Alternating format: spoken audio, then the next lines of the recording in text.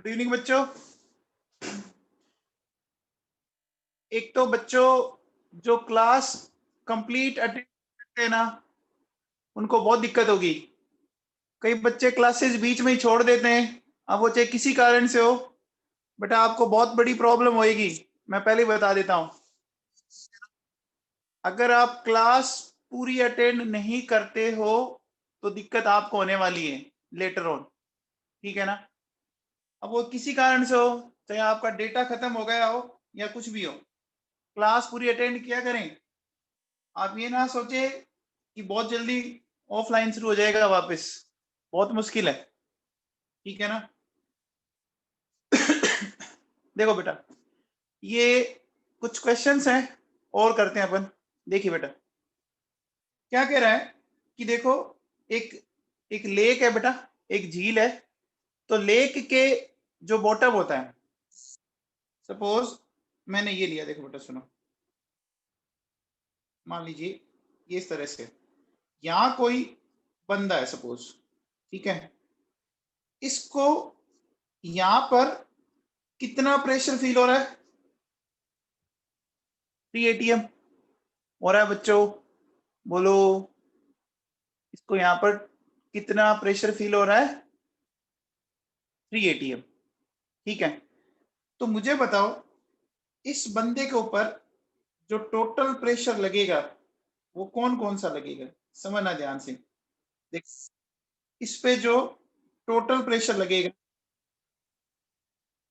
P total, वो कौन सा लगेगा? देखो, एक तो बच्चों जो एटमॉस्फेरिक प्रेशर है वो लगेगा लगेगा। जो बोलो, टोटल प्रेशर इस पर लगेगा पी एटमॉस्फेरिक लगेगा बच्चों, ठीक है। और फिर कौन सा लगेगा? HDG, है ना। ये वाटर का कॉलम है बच्चों। तो ये किस कारण लग रहा है बच्चों? Pressure due to column of water, ये लेंगे बच्चों, समझ में आया। तो अब मुझे बताओ, टोटल प्रेशर कितना दे रहा है? 3 ATM दे रहा है बच्चों। आप मुझे बताओ, एटमॉस्फेरिक प्रेशर कितना होता है? 1 ATM हो गया बच्चों। तो बताओ, HDG सोल्व करने पर कितना आ गया? 2 आ गया। बोलो बच्चों। अब देखो सुनो, अब हम क्या करेंगे, ध्यान से सुनना। देखिए, हमें हाइट निकालनी है, तो हम क्या करते हैं बच्चों, देखो इसको कैसे निकालेंगे। देखो, सबसे पहले बताओ, वाटर की डेंसिटी कितनी होती है? बताओ बच्चों, वाटर की डेंसिटी कितनी होती है? 1 ग्राम पर सेंटीमीटर क्यूब होती है बच्चों, 1 ग्राम पर सेंटीमीटर क्यूब। तो क्या करेंगे, बोलो। MKS में कन्वर्ट करता हूं मैं इसको, तो बेटा इसको तो मैं बोल सकता हूं 10⁻³ बोल सकता हूं। 1 ग्राम में 10⁻³ होते हैं बच्चों, बोलो। एंड सेंटीमीटर क्यूब में क्या हो जाएगा? 10⁻⁻6 मीटर क्यूब। तो बोलो बच्चों, कितना हो गया? इसको सोल्व करने पर ये आ गया मीटर क्यूब, आ गया बच्चों। तो देखो, ये हो गया 1000 हो गया। फिर जी की वैल्यू बताओ, जी की वैल्यू बोलो। देखो, जी की वैल्यू क्या होगी? 9 पॉइंट होती है बच्चों, होती है। और ये ATM है, ATM को अपन कन्वर्ट करें किसमें? इंटू 10⁵ न्यूटन पर मीटर स्क्वायर। हो गया बच्चों। ये समझ में आया? यहां से आप इसको सोल्व करो, देखो।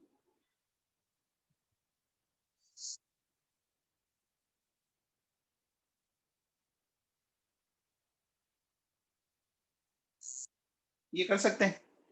ये सोल्व करने पर लगभग लगभग आएगा बच्चों 120.6 68 मीटर। कितना आया? 20.68 आ रहा है ना? अब देखो, मान लो आप क्या करते,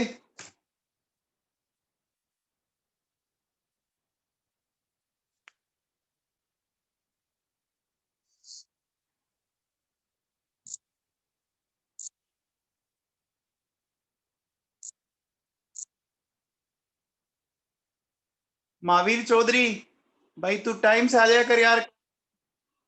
हैं महावीर चौधरी, सुनाई दे रहा है तेरे को?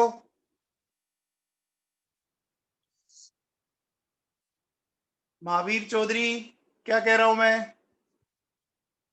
सुन रहा है क्या?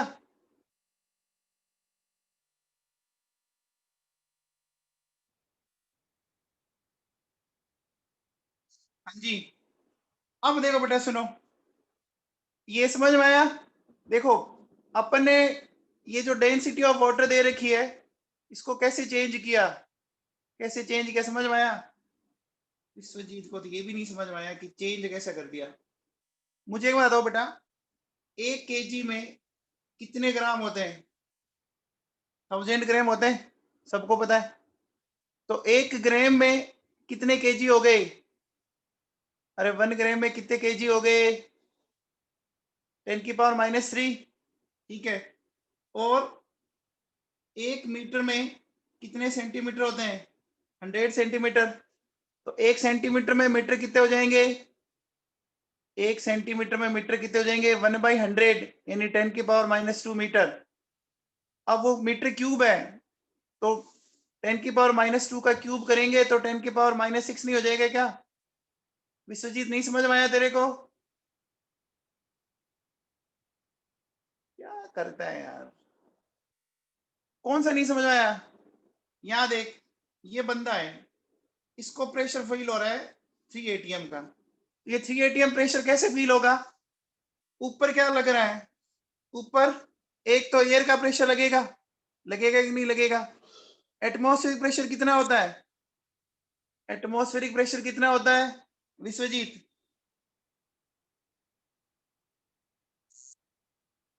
1 atm। और ये जो वाटर है, जो वाटर का ये, इस वाटर के कॉलम के कारण भी तो लगेगा ना? कॉलम के कारण लगेगा कि नहीं लगेगा?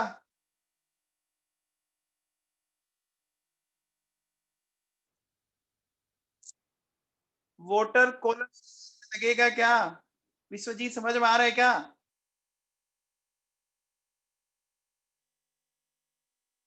तो दोनों को जोड़, ठीक है। लविश अरोड़ा, क्लास का टाइम क्या है भाई? लविश अरोड़ा और महावीर चौधरी, तुम दोनों को मैं क्या कह रहा हूं, अगर कल तुम 6:33 के बाद आए ना, तो मैं क्लास में तुम्हें एंट्री नहीं दूंगा, हटा दूंगा मैं तुम्हें दोनों को। ये ध्यान से सुन लेना। इतनी बार बोलने के बाद भी तुम्हें समझ में नहीं आता है? हाँ भैया, ये क्वेश्चन सबको समझ में आ गया? ये क्वेश्चन सबको समझ में आ गया?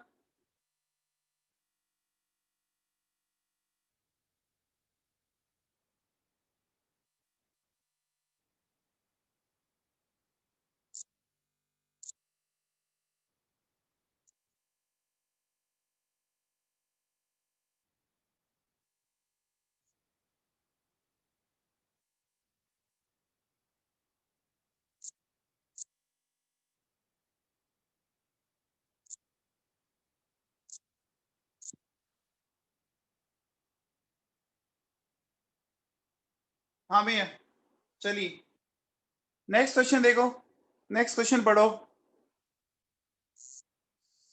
यार ये कई बच्चे तो है ना, इतना तंग करते हैं क्लास में। ये क्या कह रहा है बच्चों, देखिए, एक कोई बंदा है, वो एक झील में इस प्रकार से कूदता है ना? उसके पास देखिए सुनिए, ये कोई इस तरह से, ठीक है, समझ रहे हो? यहाँ देखिए, ये कोई बंदा है, ठीक है, इसमें इसके हाथ में एक खाली बोतल है, ठीक है, ये खाली बोतल है। ठीक है बच्चों। अब ये जब जंप कर रहा है ना, तो ये जंप कैसे कर रहा है, जंप करेगा तो बोलो बच्चों, ये जो बोतल होगी ये नीचे की तरफ होगी, होगी कि नहीं होगी बच्चों। और जब ये बॉटम पर पहुंच जाता है, ठीक है ना, तो पहुंचने के बाद, है ना, बॉटम पर पहुंचने के बाद बोतल का कितना परसेंट पार्ट बोलो भर गया, बताओ। बोतल का कितना परसेंट पार्ट, 90%। अब मुझे एक बात बताओ, जब ये ऊपर था, है ना, देखो इस कंडीशन में ऊपर था, तो बताओ यहां कितना होगा, यहां कितना प्रेशर होगा इस ओपन बोतल के अंदर, 1 atm होगा बच्चों। अच्छा, बोतल पूरी खाली थी, बोतल पहले पूरी खाली थी बच्चों, ठीक, तो मैं बोल सकता हूं V1 मान लो 100 ml हो गया बच्चों। V1 कितना हो गया, 100 ml हो गया। अब देखो जैसे ही वो नीचे आया, है ना, जैसे ही बंदा नीचे आया, अब यहां उसको कितना प्रेशर है वो पता करना है। आप मुझे बताओ, जब 90% बोतल भर गई, अब बोतल के कितने पार्ट में आपका एयर बचा हुआ है, बताओ। अरे 10 ml में एयर बची हुई है, बोलो ये समझ में आया, पहले इतना सबको समझ में आया क्या? विश्वजीत तेरे को समझ में आया ये?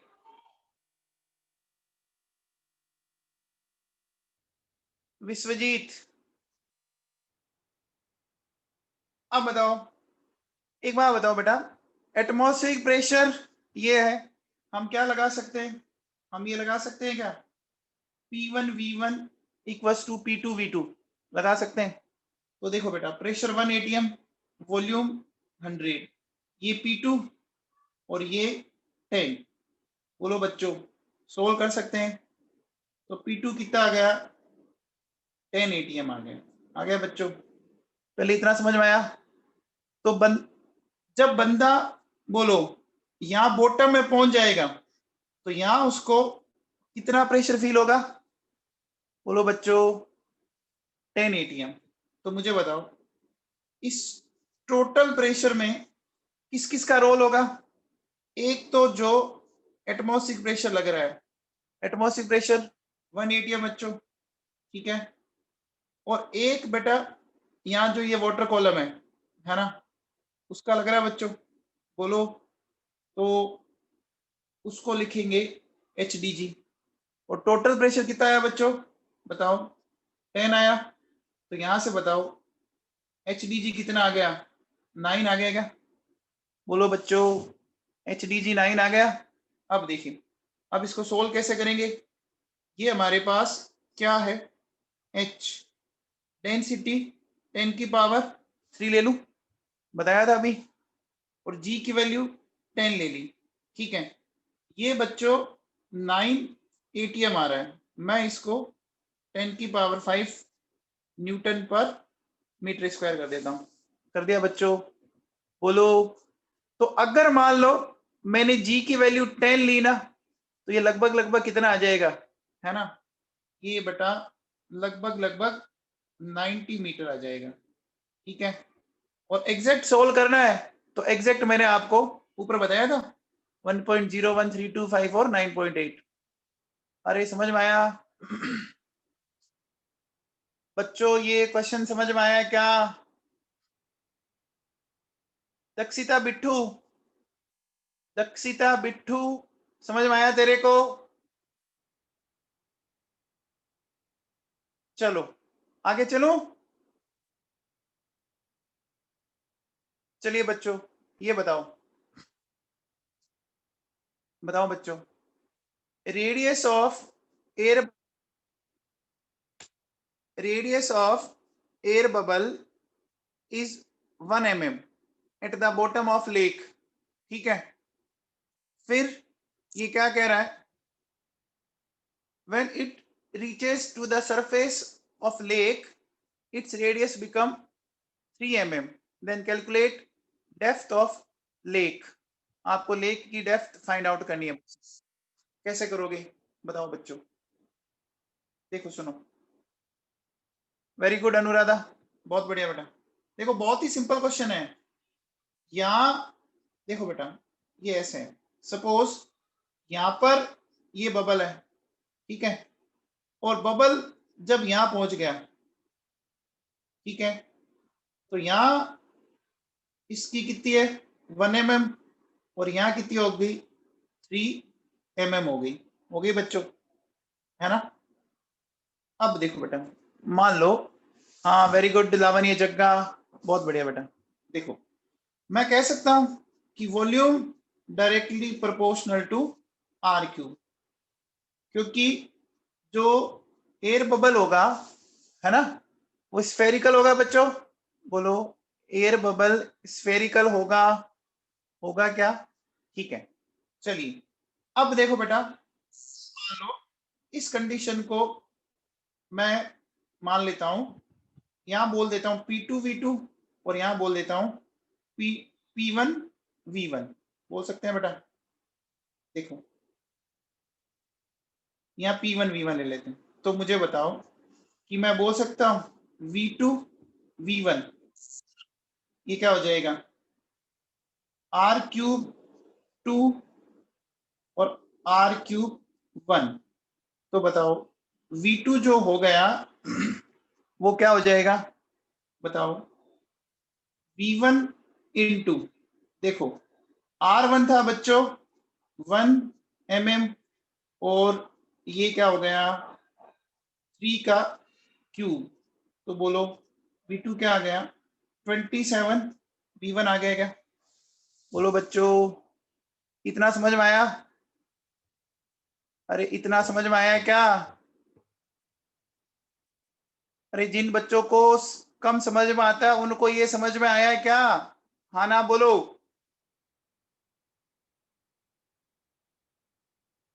विश्वजीत तेरे को समझ में आया? विश्वजीत,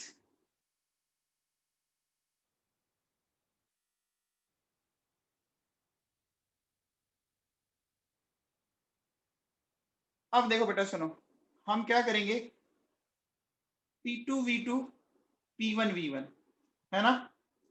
P2 हमें करना है, V2 की जगह मैं 27 V1 लिख सकता हूं, लिख सकता हूं क्या? बोलो बच्चों, एक minute, sorry sorry sorry sorry, हाँ मुझे बताओ कि फील होगा?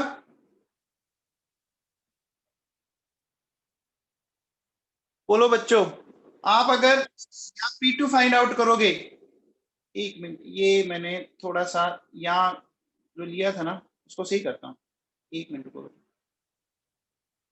क्योंकि मैंने नीचे क्या माना है, नीचे वाले को V2 माना, है ना? तो आप बताओ, देखो V2 ये हो गया V1, ये रेडियस जो आपकी R2 आ रही है, तो R2 है आपकी 1, ठीक है, और R1 हो गई 27, तो बताओ V1 क्या हो गया 27 V2। बेटा ध्यान रखना, मैंने ऊपर वाले को P1 V1 लिया है और नीचे वाले को P2 V2, थोड़ा सा ध्यान रखना, इनिशियल कंडीशन को मैंने P2 V2 लिया है, कंफ्यूज मत हो जाना, ठीक है ना? तो अब देखो बेटा सुनो, P2 V2, तो ये रखा V2, और P1 V1 ये आ गया 27 V2, कैंसिल हो गया बच्चों। अच्छा P1 आप जानते हो कितना होता है बच्चों, 1 होता है, तो बोलो बेटा ये कितना आ गया 27 ATM आ गया क्या? आ गया बच्चों? अब ये आ गया फिर तो हो गया, तो बताओ ये जो P2 है टोटल प्रेशर, वो किस किस का सम होगा, एटमॉस्फेरिक प्रेशर प्लस HDG का, है ना बच्चों? तो 27 1 प्लस HDG, तो यहां से बताओ HDG कितना आ गया 26 आ गया। अब आपको पता है जब भी ऐसे क्वेश्चन होते हैं अपन सोल्व करते हैं तो जो इधर फैक्टर आता है ना वो 10 से मल्टीप्लाई हो जाता है, यानी कितनी आ जाएगी 260 मीटर आ गई। आगे बच्चों, अरे बच्चों ध्यान रखना, P2 V2 मैंने इनिशियल कंडीशन को लिया है, गलत मत कर देना, समझ में आ गया क्या? और P1 V1 मैंने फाइनल कंडीशन को लिया है। आ गया बच्चों? आगे चले, इतना क्लियर है सबको? ठीक है, चलो बच्चों, अब देखो बेटा, इसमें एक थ्योरेटिकल पार्ट आता है, ठीक है। अपन ने अभी तक गैसेस के बारे में बहुत कुछ पढ़ लिया, बताओ गैसेस के बारे में क्या क्या पढ़ लिया? देखो बहुत सारे लॉज पढ़ लिए, Boyle's law, Charles law, Avogadro, Gay-Lussac, grams diffusion law, पढ़ा ना बच्चों? बहुत सारे पढ़े, डोल्टन्स पार्शियल प्रेशर लॉ। तो गैसेस की बहुत सारी प्रॉपर्टीज को है ना एक्सप्लेन करने के लिए बहुत सारे साइंटिस्ट ने मिलकर एक थ्योरेटिकल मॉडल दिया, यानी कुछ उन अजम्पशन दिए बच्चों। क्या दिया उन्होंने? कुछ उन्होंने अजम्पशंस दिए, वो उन्होंने जो देखा ना उसके बेसिस पर जो उनको लगा उसके अकॉर्डिंग पॉइंट्स बताएं। तो देखो क्या लिखा हुआ है, kinetic molecular theory of gases. एक बात बताओ बच्चों, काइनेटिक का मतलब क्या होता है? काइनेटिक का मतलब क्या होता है? मूविंग, है ना? काइनेटिक का मतलब मूविंग होता है बच्चों। एक बात बताओ, गैस के मॉलिक्यूल कभी रेस्ट करते हैं क्या? गैस के मॉलिक्यूल कभी रेस्ट करते हैं? नहीं करते, लगातार क्या करते हैं? लगातार क्या करते हैं? मूव करते हैं। इसीलिए इस मॉडल का नाम क्या पड़ा? इसीलिए इस मॉडल का नाम क्या पड़ा? Kinetic molecular theory of gases. पहले नाम समझ में आ गया, ये नाम क्यों पड़ा? बोलो बच्चों। देखो क्या लिखा हुआ है, for the explanation of various properties of gases a theoretical model was given by Maxwell, Boltzmann and Clausius. ठीक है, अब देखो पहला पॉइंट क्या कहता है कि it assumes that each gas is made up of a large number of molecules, ठीक है, विच आर इन, एक देखो एक वर्ड सुना बच्चों, सीज हो जाना। सीज हो जाना क्या होता है? सीज हो जाना का मतलब क्या होता है?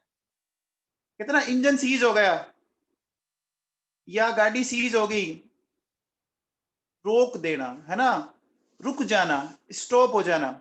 लेकिन मुझे एक बात बताओ, पार्टिकल्स क्या सीज होते हैं? क्या पार्टिकल सीज होते हैं? नहीं होते ना, समझ में आ गया? इसका मतलब बच्चों जो पार्टिकल्स है ना वो कंटिन्यूअसली मूविंग स्टेट में, इसीलिए इसका नाम हमने काइनेटिक मॉडल दे रखा। अब देखो कोई भी गैस होगी ना बच्चों, वो बहुत सारे आपके एक्सट्रीमली स्मॉल पार्टिकल से मिलके बनी होती है ना?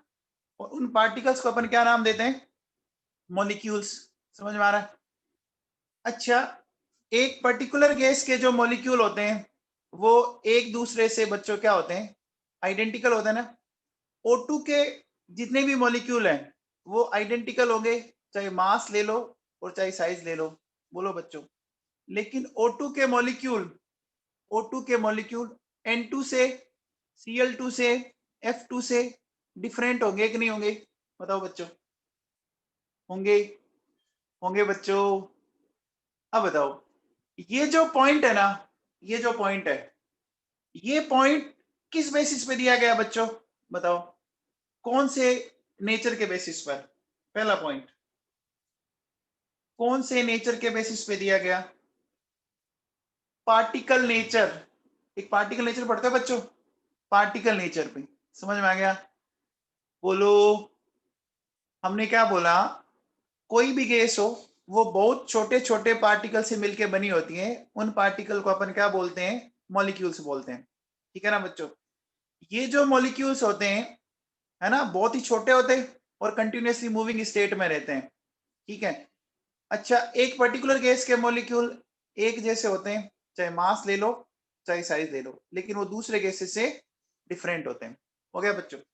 अब देखो बेटा, नेक्स्ट नेक्स्ट पॉइंट देखो क्या कहता है, the molecules of a gas are separated from each other by a large distance. ये बात सही है। जो गैस के मॉलिक्यूल होते हैं ना, उनके बीच में डिस्टेंस बहुत ज्यादा होती है ना, होती है कि नहीं होती है, so that the actual volume, है ना, जो एक्चुअल वॉल्यूम ऑफ मॉलिक्यूल है वो नेग्लिजिबल होता है as compared to the total volume of the gas. बोलो बच्चों। अच्छा बताओ, वॉल्यूम ऑफ गैस कैसे लेते हैं बच्चों, बताओ। गैस का वॉल्यूम क्या होता है हमेशा, बताओ। गैस का वॉल्यूम कौन सा वॉल्यूम लेते हैं, बताओ बच्चों।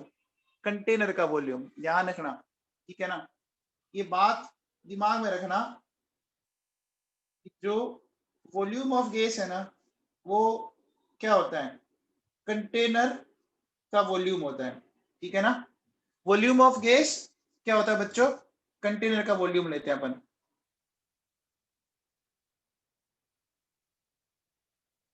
अब देखो ये क्या कहता है कि मॉलिक्यूल बहुत दूर दूर होते हैं, ये बात सही है क्या। मॉलिक्यूल के बीच में इंटरमोलिकुलर डिस्टेंस बहुत ज्यादा होती है। एक बात बताओ बच्चों, आपने कभी ऐसा देखा कि जैसे आपने एक बैलून को मान लो पंचर किया, तो उसमें जो गैस के मॉलिक्यूल है वो रैपिडली क्या होते हैं, एक दूसरे से दूर दूर भागते हैं या पास पास आते हैं, बताओ बच्चों। वो एक दूसरे से कहाँ जाते हैं, पास पास आते हैं या दूर दूर, बोलो बच्चों। दूर दूर भागते हैं ना, और इतना दूर भाग जाते हैं कि उनकी डिस्टेंस बहुत ज्यादा बढ़ जाती है। आप बताओ, हम लोग, अगर मैं वैसा बोलूं क्या कि हम जो लोग हैं, वो एक एक हमारा जो एयर है ना, उसका एक बहुत बड़ा सी है, एयर का एक बहुत बड़ा समुंदर है, उसके अंदर अपन बैठे हुए हैं। बोलो बच्चों, सही बात है। जैसे वाटर का सी होता है, बोलो, पानी का जो समुंदर है, उसी तरह से हम किस में बैठे हुए हैं बच्चों, बोलो। किसके समुंदर में, सी ऑफ एयर के सी बैठे क्या, बैठे हैं बच्चों। अब मुझे एक बात बताओ बेटा, आप जब बैठे हो तो क्या आपको कोई कुछ दिक्कत फील होती है, नहीं होती ना, क्योंकि मॉलिक्यूल के बीच में इतना ज्यादा स्पेस है ना, इतना ज्यादा स्पेस है कि ऐसा कुछ हमें लगता ही नहीं है। ये बात सुनाई, बोलो बच्चों। अब मुझे बताओ, डिस्टेंस इतनी ज्यादा है कि मॉलिक्यूल के बीच में किसी भी तरह का अट्रैक्शन और रिपल्शन नहीं होता, नहीं होता ना। अरे बोलो बच्चों, दो मॉलिक्यूल के बीच में इतनी ज्यादा डिस्टेंस है, ऐसा कभी देखा कि आपने बैलून को फोड़ा और दो गैस के मॉलिक्यूल आपस में जुड़ के नीचे आके बैठ गए, बैठते हैं क्या, उनमें अट्रैक्शन होता है क्या, कभी नहीं होता ना, नहीं होता ना बच्चों, बोलो। तो देखो, बी और सी पॉइंट है ना, बड़ा इंपॉर्टेंट है। बी और सी पॉइंट बड़ा इंपॉर्टेंट है, क्या कि गैस के मॉलिक्यूल का जो वॉल्यूम है वो ओवरऑल वॉल्यूम की कंपैरिजन में नेग्लिजिबल है, और इन मॉलिक्यूल के बीच में ना तो कोई अट्रैक्शन होता है ना कोई रिपल्शन होता है ना, वो एक दूसरे से क्या है, फ्री है। अरे फ्री होते हैं ना, बोलो बच्चों। गैस के मॉलिक्यूल एक दूसरे से दूर भागते हैं ना, भागते हैं बच्चों, ठीक है। अब देखो, मुझे ये बताओ, क्या गैस के मॉलिक्यूल पर ग्रेविटी का इफेक्ट पड़ता है क्या, बोलो बच्चों। महावीर चौधरी, महावीर चौधरी सुन रहा है बेटा, महावीर चौधरी। महावीर बेटा, इस पॉइंट डी को एक्सप्लेन करेगा, इस पॉइंट डी को एक्सप्लेन करेगा क्या,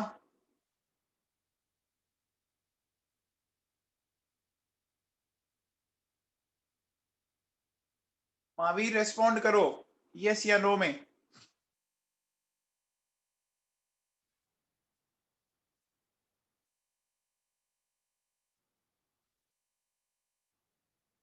अरे महावीर चौधरी बोल तो सही यार।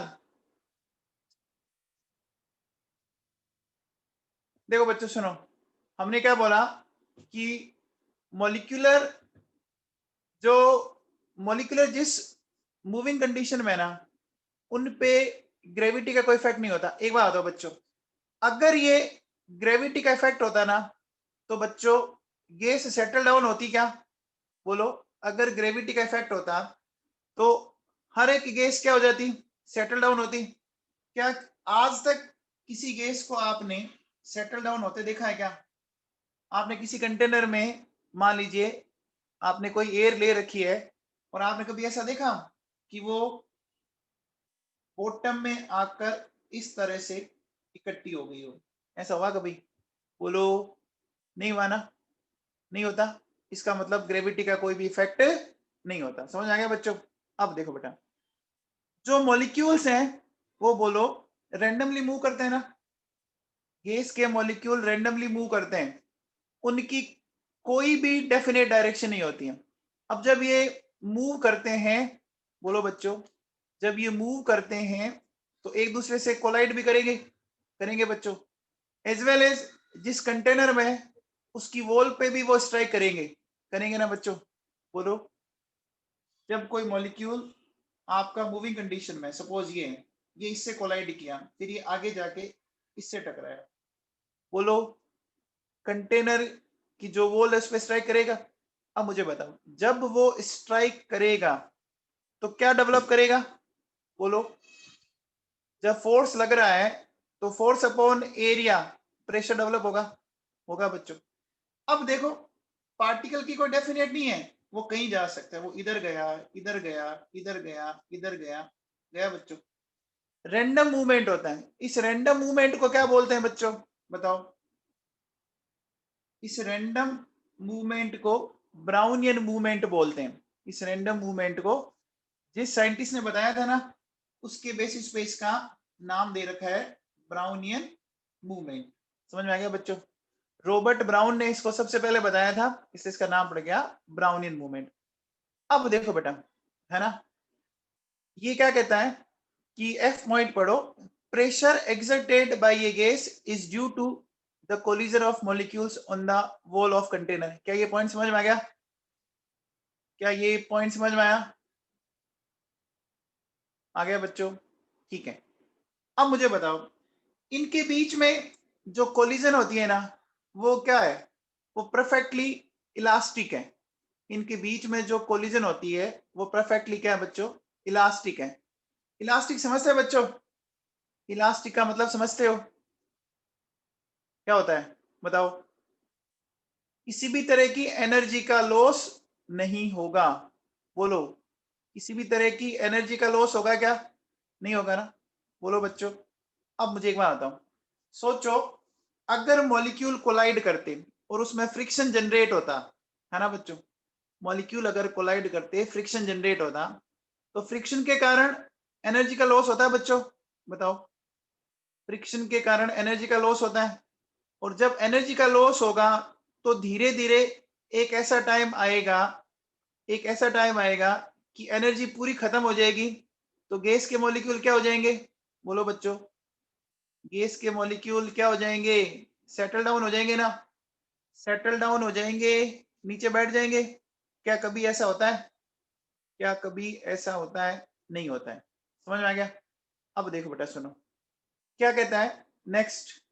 The average kinetic energy of gas, ये डायरेक्टली प्रोपोर्शनल होती है एब्सोल्यूट टेम्परेचर और केल्विन टेम्परेचर। तो अपन क्या बोल रहे हैं, देखो काइनेटिक एनर्जी जो है वो केल्विन टेम्परेचर के डायरेक्टली प्रोपोर्शनल है। इसको अपन प्रूव भी करेंगे मैथमेटिकली। इसको आप ऐसे सोचो, जब आप क्या करते हो, टेम्परेचर बढ़ाते हो, तो गैस के मॉलिक्यूल का मूवमेंट बढ़ता है कि नहीं बढ़ता?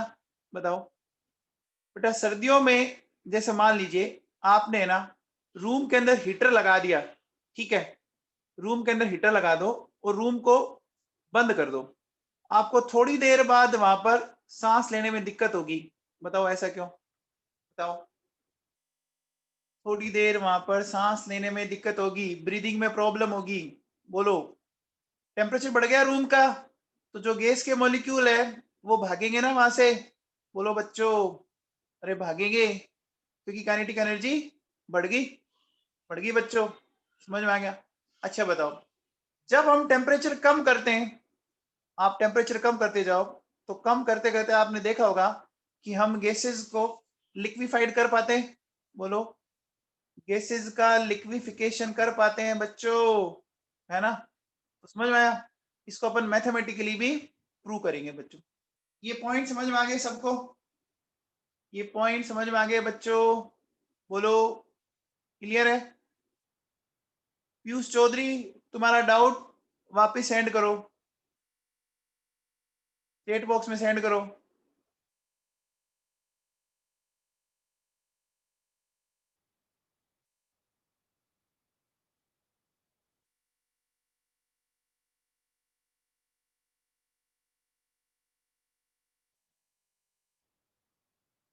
ओहो, ये बच्चा क्या कह रहा है?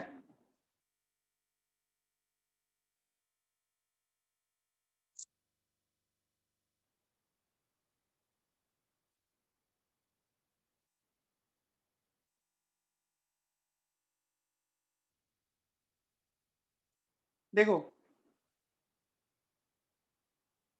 ये कहता है कि ग्रेविटी का अगर कोई इफेक्ट नहीं है तो एयर एटमॉस्फेयर को ब्रेक करके स्पेस में क्यों नहीं जाती? ठीक है बेटा, एक बात बता मेरे को, मुझे बता, अर्थ हर चीज को अपनी ओर अट्रैक्ट करती है क्या पीयूष चौधरी?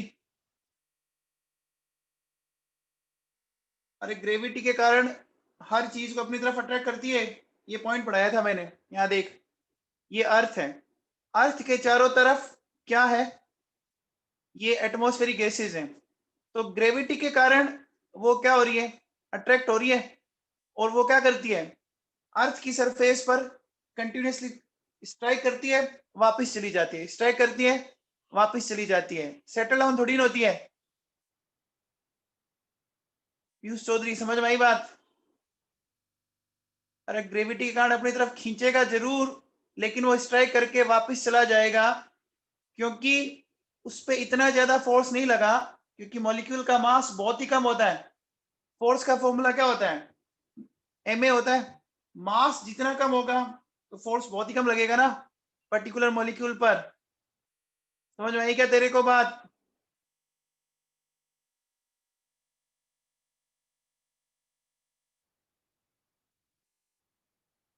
अरे बेटा, ग्रेविटी का इफेक्ट होता तो सेटल डाउन होती ना। ग्रेविटी की इफेक्ट होता तो सेटल डाउन होती ना। सेटल डाउन कहाँ हो रही है? स्ट्राइक की, वापस चली गई वो तो।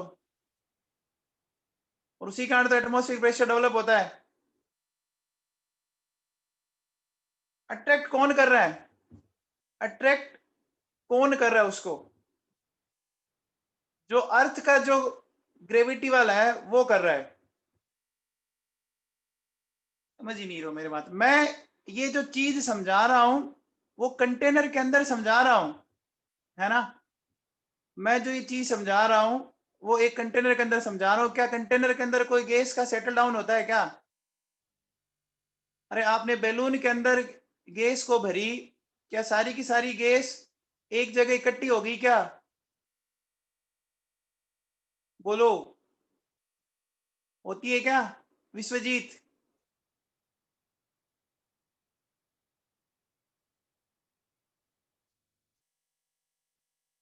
तो फिर इफेक्ट कैसा आया बताओ? और जब मैं बोल रहा हूं कि गैस का मॉलिक्यूल बहुत छोटा होता है, इनका मास होता है एएमयू रेंज का। 1 एएमयू पता है क्या कितना होता है? 1.66 इंटू 10⁻24। तो मास इतना कम है कि इस पे जो फोर्स लग रहा है ना वो बहुत कम फोर्स है ना? वो बहुत कम फोर्स है। तो अपन उसको ऑलमोस्ट नेग्लेक्सिबल मान रहे हैं। अपन उसको ऑलमोस्ट क्या मान के चल रहे हैं? नेग्लेक्सिबल मान के चल रहे हैं। ठीक है बेटा? अरे समझ में आ गया क्या विश्वजीत?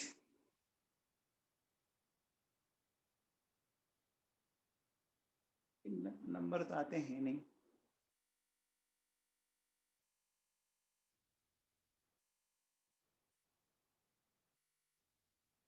चलो बच्चों, आगे देखो। अब देखो, अपन आइडियल गैस किसको बोलते हैं? सुनो, देखो, देखो बेटा, पहले तो बात सुन लो। आइडियल वर्ड है ना जो आप सोचते हो ना, सिर्फ और सिर्फ ये हाइपोथेटिकल चीज है। आइडियल चीज इस दुनिया में कुछ नहीं होती। आइडियल चीज इस दुनिया में कुछ नहीं होती, पता है ना आपको, है ना। आपसे कोई कहे भैया आइडियल स्टूडेंट हो, आइडियल टीचर हो, आइडियल पेरेंट्स हो, है ना, कोई नहीं होता आइडियल। आइडियल क्रिकेट प्लेयर हो, आइडियल बॉयफ्रेंड हो, गर्लफ्रेंड हो, कुछ नहीं होता। आइडियल कुछ नहीं है, सिर्फ एक इमेजिनेशन है। सिर्फ अपन ऐसी चीज जो अपन सपनों में सोचते हैं, लेकिन एग्जैक्टली ऐसा कुछ नहीं होता। ठीक है ना, समझ में आ रही है? आइडियल वर्ड का मीनिंग समझ रहे हो पहले? अरे सुन रहे हो, आइडियल का मतलब आइडियल कुछ नहीं होता। अब देखो बेटा सुनो, देखो those gases which follow ideal gas equation at all temperature and pressure, है ना, ऐसी गैस है जो सारे टेम्परेचर और प्रेशर पर आइडियल गैस इक्वेशन को फॉलो करे, उनको आइडियल गैस बोलेंगे। लेकिन बेटा खास बात यह है कि ऐसी कोई भी गैस नेचर में नहीं है जो हर टेम्परेचर और हर प्रेशर पर आइडियल गैस को फॉलो कर पाए, है ना। तो इसका रीजन समझ में आया? बताओ, जब आप प्रेशर को बेटा बहुत ज्यादा बढ़ा दोगे तो मॉलिक्यूल पास पास आएंगे क्या? बोलो बच्चों। जब प्रेशर को बहुत ज्यादा बढ़ा दोगे तो जब मॉलिक्यूल पास पास आने लग जाएंगे तो उनके बीच में क्या डेवलप हो जाएगा? इंटरमोलिकुलर फोर्स डेवलप हो जाएगा ना। और इंटरमोलिकुलर फोर्स अगर डेवलप हो गया तो आप याद करो, उनका लिक्विफिकेशन होता है ना। अरे गैसेस का लिक्विफिकेशन होता है बच्चों। अब मुझे बताओ, अगर अपन आइडियल गैस की तरह बात करते तो आइडियल गैस में तो क्या कहते हैं कि मॉलिक्यूल में कोई अट्रैक्शन नहीं होता ना। तो किसी गैस का लिक्विफिकेशन पॉसिबल था क्या? क्या किसी गैस का लिक्विफिकेशन पॉसिबल था? नहीं था। लेकिन प्रैक्टिकली हम लिक्विफिकेशन कर पाते हैं कि नहीं कर पाते? बोलो बच्चों, कर पाते हैं। इसका मतलब मॉलिक्यूल के बीच में अट्रैक्शन होगा, होगा ना, होगा बच्चों, समझ में आ गया? तो क्या कह रहा है ये कि practically no gas is ideal in nature under all condition of temperature and pressure. It means concept of ideal gas is hypothetical और इमेजिनरी और थ्योरेटिकल। समझ आ गई बात ये? बोलो बच्चों। अब देखो, अपन किसको आइडियल कंसीडर कर सकते हैं, है ना। एक बात बताओ, जैसे आप लोग भी क्या करते हो ना, आपको कोई बंदा अगर अच्छा लगता है तो आप उसको आइडियल मानते हो ना। जैसे मान लो कोई बच्चा मेडिकल में सेलेक्ट हुआ, है ना, उसके बहुत अच्छे मार्क्स आए होंगे या आपका बहुत अच्छा फ्रेंड है, तो आप उसको आइडियल मानते हो, आप उसको कॉपी करने की कोशिश करते हो ना। बोलो बच्चों, करते हो? बोलो, है ना। तो आपने उसको आइडियल बना दिया, लेकिन हम क्या कह रहे हैं कि हम कुछ पॉइंट्स को मानते हुए आइडियल बना लेते हैं। समझ में आ रही बात? ठीक है, तो देखो बेटा, किसको अपन बोल सकते हैं? अगर एक ऐसी गैस जिसको आप कभी भी लिक्विफाइड नहीं कर सकते, उसको अपन आइडियल मान सकते हैं। या ऐसी गैस जिसको आप इजीली लिक्विफाइड नहीं कर सकते। समझ में आ रहा है बच्चों? बोलो, बोलो। एक बात बताओ, मैं अगर ऐसा बोलूं कि आज के टाइम में अगर कोई एक ऐसा बच्चा है जो महीने में है ना 3 दिन मोबाइल पे गेम खेलता है, मेरी बात को ध्यान से सुनना, महीने में सिर्फ 2 या 3 दिन मोबाइल पे गेम खेलता है, और एक ऐसा बच्चा है जो दिन, तो जो 2-3 दिन गेम खेलता है उसको अपन आइडियल मान सकते हैं ना? मान सकते हैं कि कोई ज्यादा नहीं है, इतना तो चलता है ना। अरे चलता है बच्चों, समझ में आ गया? अब देखो, नेक्स्ट सेकंड पॉइंट क्या कहता है? Volume of gas molecule is negligible in comparison to, बोलो, कंटेनर वॉल्यूम। ये बात तो समझ में आ गई? ये बात तो समझ में आ गई, क्योंकि इंटरमोलिकुलर जो डिस्टेंस होती है वो बहुत ज्यादा होती है ना बच्चों? बोलो बेटा। एंड लास्ट क्या कह रहा है कि आइडियल गैस के मॉलिक्यूल के बीच में किसी भी तरह का अट्रैक्शन या रिपल्शन नहीं होता। अरे अट्रैक्शन और रिपल्शन होता है क्या? बोलो बच्चों, नहीं होता। अब देखो बेटा, अब बात करें रियल गैस की बात करें। रियल गैस की बात करें तो रियल गैस, मुझे एक बात बताओ, जो नेचर में मिलती है ना, जो नेचर में मिलती है उसको रियल गैस बोल सकते हैं। जैसे CO2 है, O2 है, N2 है, उनको रियल बोल सकता हूं? अरे रियल बोल सकता हूं। अब एक रियल गैस कब आइडियल की तरह बिहेव कर सकती है, ये इंपॉर्टेंट पॉइंट है ना, ये इंपॉर्टेंट पॉइंट है। कब वो बिहेव कर सकती है, कब कर सकती है? क्या लिखा हुआ बेटा? At very low pressure and high temperature. इससे क्या मतलब हुआ बताओ? रियल गैस का प्रेशर अगर आपने बहुत ही कम कर दिया तो मॉलिक्यूल अपने आप ही क्या हो गए बच्चों, बताओ? प्रेशर कम कर दिया तो वॉल्यूम बढ़ गया ना, बोलो बच्चों? प्रेशर कम कर दिया तो वॉल्यूम बढ़ गया, यानी पार्टिकल कहां चले गए? पार्टिकल कहां चले गए? दूर दूर चले गए। तो उनमें इंटरमोलिकुलर फोर्स अब काम नहीं करेंगे, नहीं करेंगे ना बच्चों। पार्टिकल के बीच की जो डिस्टेंस है, इंटरमोलिकुलर डिस्टेंस राइज कर गई बच्चों। अच्छा, अगर मैं टेम्परेचर को भी बढ़ा दूं, बताओ? टेम्परेचर बढ़ाने से भी क्या होगा बच्चों, बताओ? टेम्परेचर बढ़ाने से भी पार्टिकल के वॉल्यूम बढ़ेगा, इंटरमोलिकुलर डिस्टेंस बढ़ेगी, बढ़ेगी बच्चों। समझ में आ गया? आ गया? तो रियल गैस आइडियल गैस की तरह कब बिहेव करेगी, ये पॉइंट इंपॉर्टेंट है बहुत ही। क्या हो? हाई टेम्परेचर हो और लो प्रेशर हो। अब मुझे बताओ, अगर रियल गैस है तो बोलो बच्चों, गैस के मॉलिक्यूल के बीच में अट्रैक्शन होगा? होगा ना? अरे होगा। तो अगर अट्रैक्शन होगा तो क्या हम उनको लिक्विफाइड कर पाएंगे? क्या हम उनको लिक्विफाइड कर पाएंगे? कर पाएंगे। तो अगर आप लिक्विफाइड कर पाओगे तो अगले पॉइंट, अब क्या कहता है नेक्स्ट पॉइंट देखो, क्या कहता है कि volume of gas molecule can not be neglected in comparison to volume of, in comparison to gas, है ना? एक बात बताओ, जब आप लिक्विफाइड कर दोगे तो एक लिक्विड मिलेगा, और एक लिक्विड मिलेगा, उस लिक्विड का कुछ वॉल्यूम तो होता होगा ना? अरे उस लिक्विड का कुछ वॉल्यूम तो होता होगा ना बच्चों, बोलो? समझ में आ रही बात? अब सोचो, अगर मैं ऐसा बोलता कि नेग्लिजिबल होता तो हमें कुछ, अरे कुछ लिक्विड मिलता है क्या फिर, बोलो? आप जब गैस को लिक्विफाइड करते हो तो जो, सॉरी, गैसेस को लिक्विफाइड करते हो तो जो लिक्विड मिलता है उसका कुछ वॉल्यूम होता है बच्चों, ठीक है? क्या हुआ दीपेश? दीपेश समझ में नहीं आएगा? अब देखो बेटा, इसका मतलब बताओ कि इनके बीच में इंटरमोलिक्यूल, इनके बीच में इंटरमोलिकुलर अट्रैक्शन काम करेगा? इनके बीच में इंटरमोलिकुलर अट्रैक्शन करेगा। अब देखो, मैं इनको थोड़ा सा एक्सप्लेन करता हूं। देखो बेटा समझो, मान लो मेरे पास, ध्यान देना बेटा, एक चीज समझाता हूं, अच्छे समझने की कोशिश करो इसको। देखो, मान लो ये एक कंटेनर है, इसमें ये पिस्टन लगा हुआ है, ये मॉलिक्यूल है बच्चों, ठीक है? समझ में आ रही है बच्चों?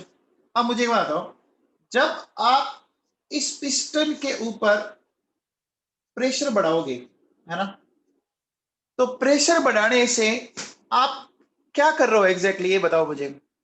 जब आप प्रेशर बढ़ाओगे तो वॉल्यूम कम कर रहे हो, ठीक है?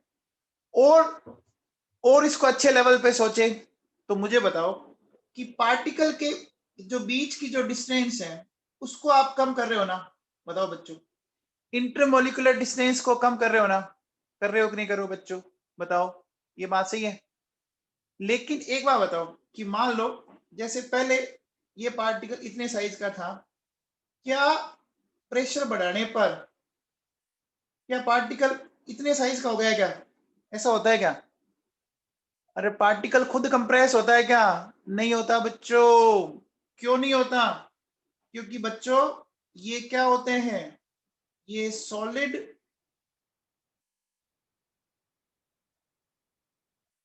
इनकंप्रेसिबल स्फीयर होते हैं। समझ में आ गया बच्चों? पार्टिकल क्या होते हैं बच्चों? सॉलिड इनकंप्रेसिबल स्फीयर होते हैं। तो जब हम प्रेशर को बढ़ा रहे हैं, है ना बच्चों, तो हम क्या कर रहे हैं, हम इंटरमोलिकुलर डिस्टेंस कम करने की कोशिश करते हैं, या जो इंटरमोलिकुलर आप ये कह सकते हो स्पेस है ना, उसको कम करने की कोशिश करते हो बच्चों। अब देखो सोचो, आपने डिक्रीज करते करते सपोज यहां आ गई, ठीक है, इस कंडीशन में पहुंच गए, ठीक है बेटा। अब मुझे बताओ, जब ये लिक्विड वाली कंडीशन में आ गया सपोज, आप किसी लिक्विड को कंप्रेस कर पाते हो क्या? बोलो बच्चों, किसी लिक्विड को कंप्रेस कर पाते हो? नहीं कर पाते बच्चों, कोशिश करके देख लेना, होता है क्या लिक्विड कंप्रेस? नहीं होता। सिर्फ किसको कंप्रेस कर पाते हैं? कौन सी फेज? गैसियस फेज को, है ना बेटा। तो मुझे बताओ, अगर ये डायग्राम बनाया है तो इसका मतलब, अब बताओ, अब इस मॉलिक्यूल ने कुछ वॉल्यूम ऑक्यूपाई किया होगा ना, अरे कुछ वॉल्यूम ऑक्यूपाई किया होगा ना, क्या मैं इसको नेग्लेक्ट मान लूं क्या? अरे नेग्लेक्ट थोड़ी ना मान सकते हैं, कुछ तो वॉल्यूम ऑक्यूपाई किया है ना, बोलो बच्चों, अरे वॉल्यूम ऑक्यूपाई किया है। अब बताओ, अगर मैं एक ऐसा डायग्राम बनाता, ध्यान से सुनना, ये डायग्राम देख के बताओ ये मैं किसके लिए बना रहा हूं। मैंने ऐसे किया, ठीक है, और मैंने बोला कि मैंने प्रेशर बढ़ाया और ये वाली कंडीशन आ गई।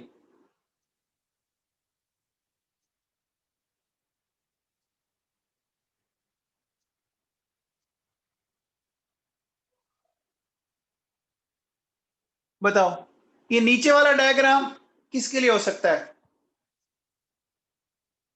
कौन सी गैस के लिए? आइडियल। अरे ये सॉलिड कौन बोल रहा है बीच में, है? सॉलिड को कौन कंप्रेस कर देता है? देखो बेटा, यहां कोई भी वॉल्यूम नहीं है, ये किसके लिए है? ये आइडियल गैस के लिए है कि नहीं? बोलो बच्चों। अरे आइडियल गैस को अपन जितना चाहे क्या कर सकते हैं, कंप्रेस कर सकते हैं, कर सकते हैं, है ना, लेकिन रियल गैस को नहीं कर सकते, क्योंकि एक बात पता है क्या बेटा, एग्जैक्टली जब मॉलिक्यूल बहुत पास पास आ जाएंगे ना, तो बेटा जब मॉलिक्यूल बहुत पास पास आ जाएंगे तो उनके बीच में भी क्या होने लग जाएगा? बताओ, मॉलिक्यूल बहुत पास पास में आएंगे तो उनके बीच में क्या होने लग जाएगा? अरे रिपल्शन होता है। तो क्या वो आपको और कंप्रेस करने देंगे? बोलो बच्चों, बताओ, और कंप्रेस करने देंगे? नहीं देंगे। तो रियल में तो आप बताओ क्या होता है, एक लिमिट तक ही अपन कंप्रेस कर पाते हैं। बोलो बच्चों, एक लिमिट के बाद नहीं कर पाते। बोलो, आपने एक चीज देखा होगा, जब आप बैरल पे स्ट्रोक मारते हो तो जब बैरल ऊपर होता है तो आप बहुत आराम से मारते हो, जैसे जैसे वो नीचे जाता है स्ट्रोक मारने में आपको ज्यादा ताकत लगानी पड़ती है।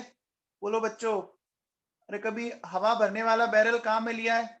ये बात सुनाई बच्चों, अरे ये पॉइंट समझ में आ गए क्या? बोलो बच्चों।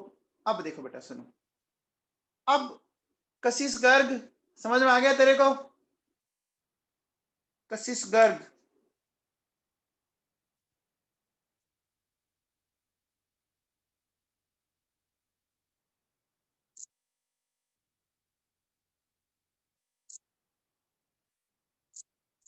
अब देखो बेटा सुनो, अब अपन पढ़ते हैं डेविस फ्रॉम आइडियल बिहेवियर, ठीक है। अब अपन बात करते हैं बच्चों डेविएशन फ्रॉम आइडियल बिहेवियर,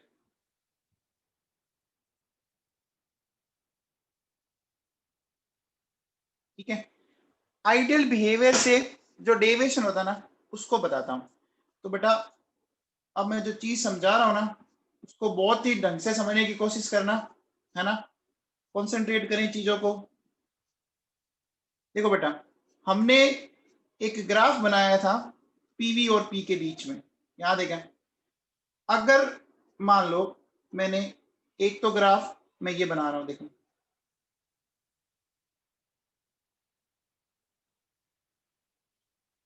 ये एक मैंने ये बनाया और एक मैंने ये बनाया, ऐसा ग्राफ हमने बनाया था बच्चों। बताओ ये किस रूल में बनाया था हमने, क्या देखा बच्चों? पीवी कांस्टेंट किस रूल के अकॉर्डिंग बनाया था बच्चों? कौन सा रूल पढ़ा था? बोलो बच्चों, बॉयल्स लॉ याद करो, है ना? पी ये पढ़ा था, तो हमने पढ़ा था पीवी कांस्टेंट पढ़ा था बच्चों, ठीक है। अब देखो ये टेम्परेचर T1, ये T2 और ये T3, ठीक है बच्चों। तो मुझे बताओ कौन सा टेम्परेचर इसमें ज्यादा होगा? बताओ बच्चों, ये पढ़ाया मैंने आपको, कौन सा टेम्परेचर ज्यादा होगा? T3 होगा, T3, T2, T1, ये पढ़ाया बच्चों मैंने आपको। अब देखो हमारे अकॉर्डिंग ग्राफ ऐसा आना चाहिए, लेकिन बच्चों जब प्रैक्टिकली हम ग्राफ बनाते हैं ना, प्रैक्टिकली बच्चों ग्राफ देखो कुछ इस तरह का आ रहे हैं, ग्राफ कुछ इस तरह के आते हैं। जब प्रैक्टिकली आप इनको देखते हो तो ग्राफ कुछ इस तरह से आते हैं बच्चों। एक मैं और बना देता हूं,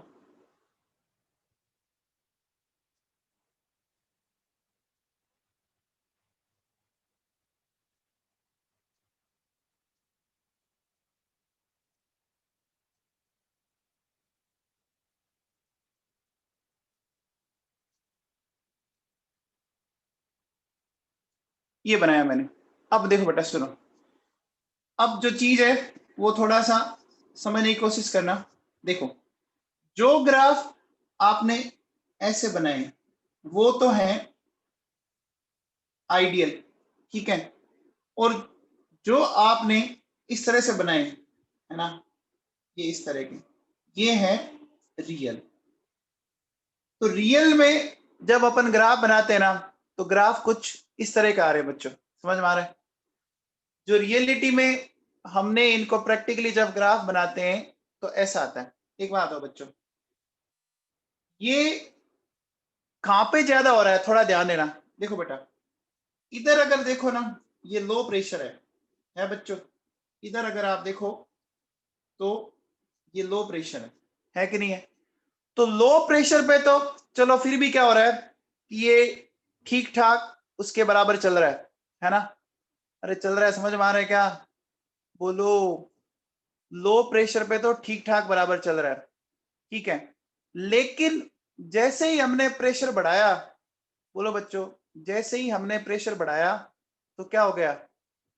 डेविएट हो गया ना। ये कहाँ गया? ये देखो बेटा नीचे चला गया, नीचे चले गए ना। अरे बोलो बच्चों, जैसे ही हमने प्रेशर बढ़ाया ये डेविएट होने लगे। क्यों होने लग गए? बताओ बच्चों, क्यों होने लगे? ऐसा क्यों हुआ?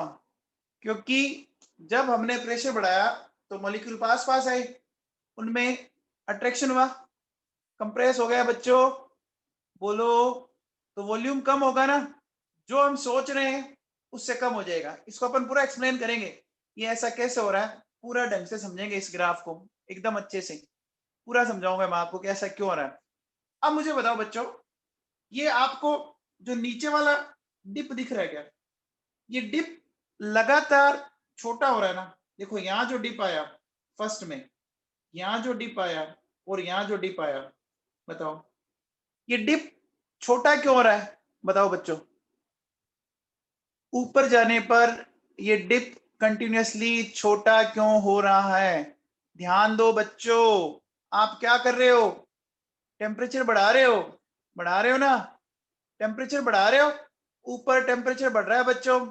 अब जब टेम्परेचर बढ़ेगा तो बेटा आप किसकी तरफ मूव कर रहे हो? आप किसकी तरफ मूव कर रहे हो? आइडियल कंडीशन की तरफ। टेम्परेचर बढ़ेगा, है ना? तो जब टेम्परेचर हाई होता है तो हाई टेम्परेचर पर अपन क्या बोलेंगे? एक रियल गैस किसकी तरह बिहेव करने लग जाती है? आइडियल गैस की तरह। समझ आया क्या? आया बच्चों? अब देखो बेटा, एक ऐसा टेम्परेचर आ सकता है, एक ऐसा टेम्परेचर आ सकता है जिस पर एक रियल गैस है ना, जिस पर एक real gas ideal gas equation को एक प्रेशर की है ना लार्ज रेंज में फॉलो कर दे, है ना, तो उस टेम्परेचर को अपन बोलते हैं बॉयल्स टेम्परेचर। कौन सा टेम्परेचर बोलते हैं? उस टेम्परेचर को हम नाम देते हैं बच्चों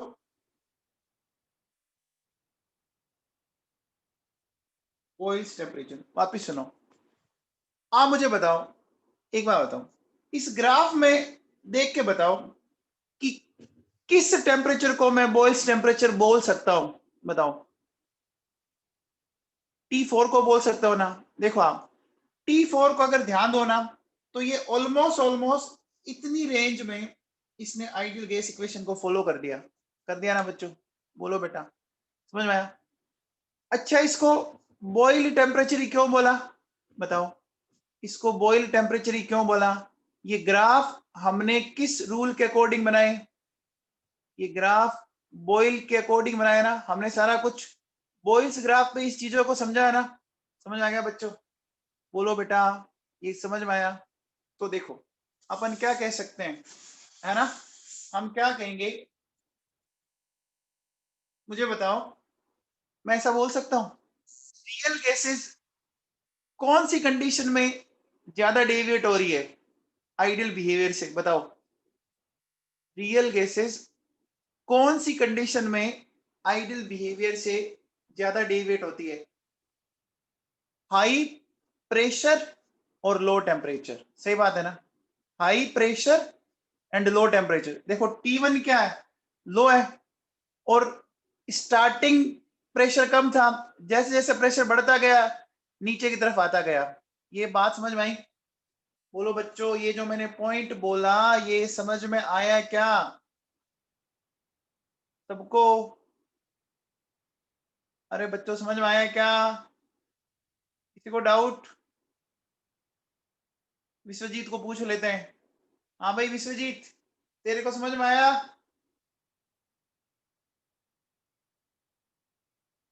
क्या बात है, महावीर चौधरी ने रिस्पॉन्ड किया। अब धन्य हो गया आज तो मेरी क्लास लेनी।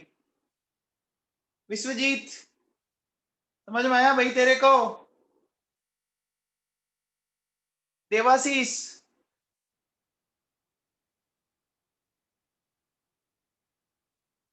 ओहो,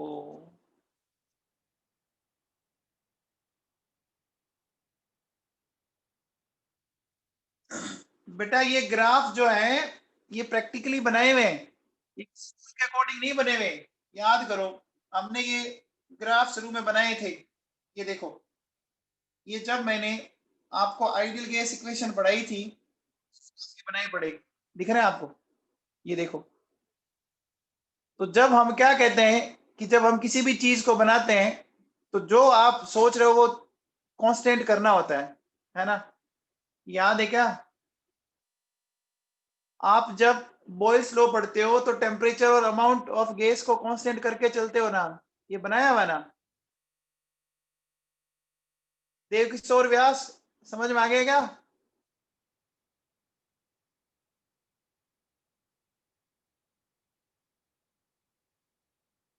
अरे लाइन ऊपर क्यों गई वो समझाऊंगा यार। मैंने क्या बोला था शुरू में कि मैं इस टॉपिक को पूरा ढंग से समझाऊंगा, है ना?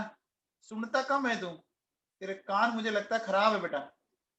देखो बेटा सुनो, अपन क्या लिखेंगे, रियल केसेस रिप्रेजेंट मोर डेविएशन। बेटा ये ग्राफ ऐसे क्यों बने उसका सारा रीजन समझाऊंगा, घबराओ मत। ये क्यों बना उसको एक्सप्लेन करेंगे, ठीक है ना? कोई भी चीज होती है तो पहले बताऊंगा, उसको समझाता हूं ना यार, ऐसी थोड़ी ना कि रट्टा मार लो। More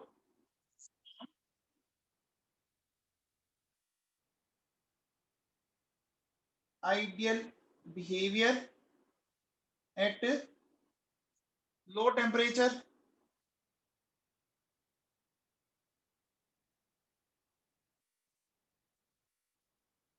and high pressure. क्या ये पॉइंट समझ में आया? बोलो बच्चों। अब देखो अपन क्या कहेंगे कि अगर अपन बॉयल्स लॉ के अकॉर्डिंग चले, देखो बच्चों क्या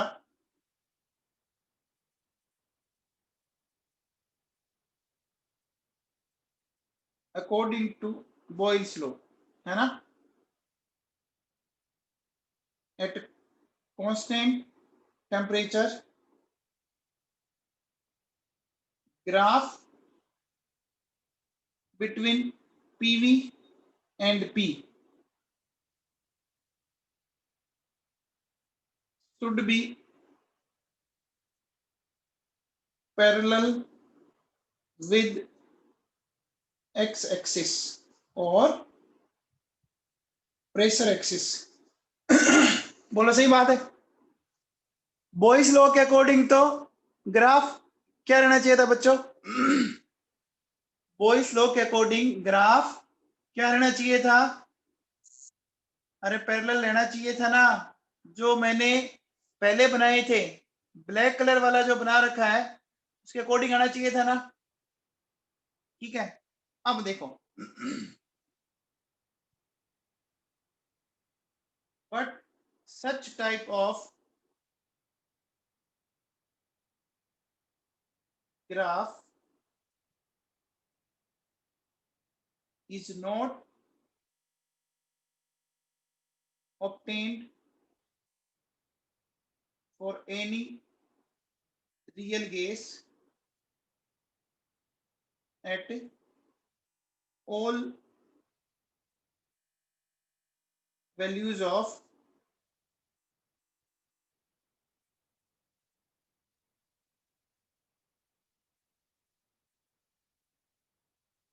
प्रेशर एंड टेम्परेचर। ठीक है, समझ आ गया? अब देखो बेटा, अपन इसका मतलब क्या कह सकते हैं कि इट मीन्स